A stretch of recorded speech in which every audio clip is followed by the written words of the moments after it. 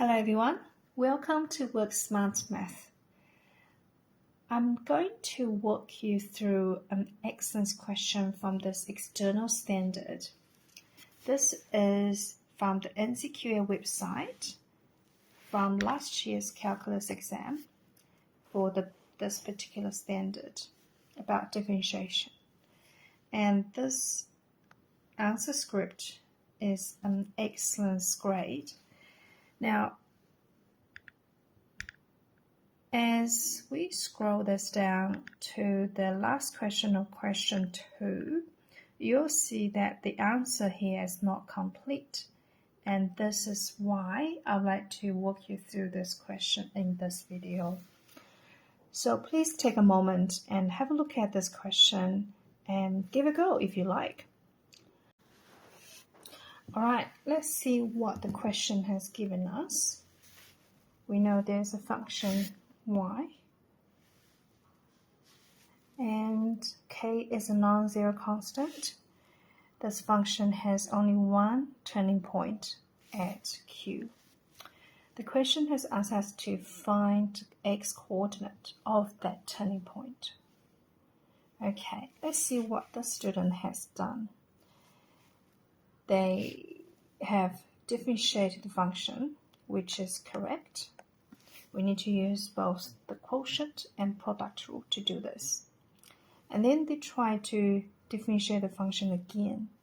Now, when we are dealing with turning point, we need to be very clear that they only appear when the first derivative equals 0.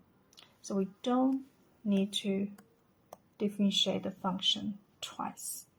Okay. Now, so if we make y dash or dy over dx equals 0 and then solve that for x, we will get the answer for the x coordinate of that turning point.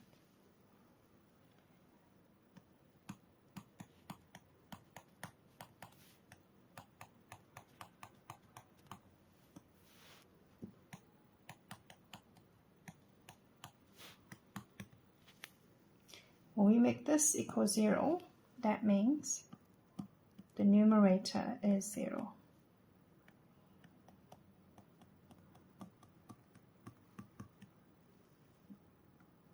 Because e to the power of 3x can never be 0, we can get rid of that term.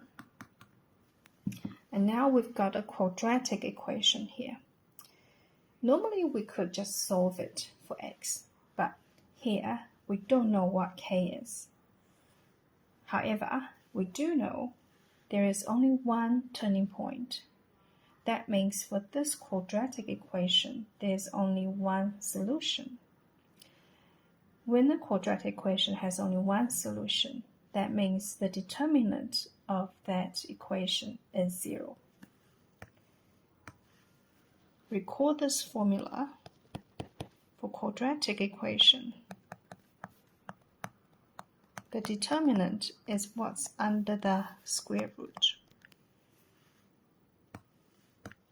So if we make b squared minus 4ac equals 0,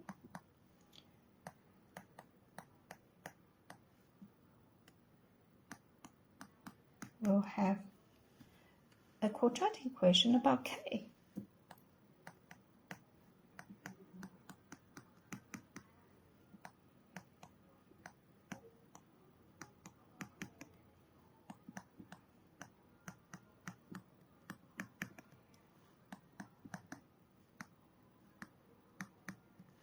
Now, because in the question k is a non-zero constant, so that means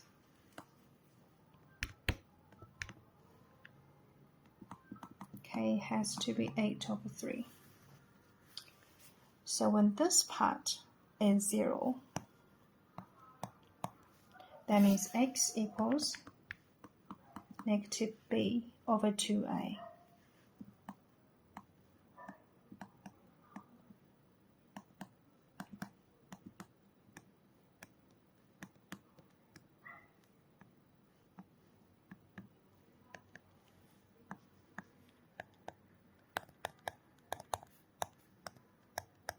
And that is the answer for the x coordinate. There's another question that I would like to point out quickly. So this one here, the answer, the first part of the answer is correct. That's when x equals 1 at this turning point, the derivative is 0. However, when the derivative is greater than 5, it's not 0.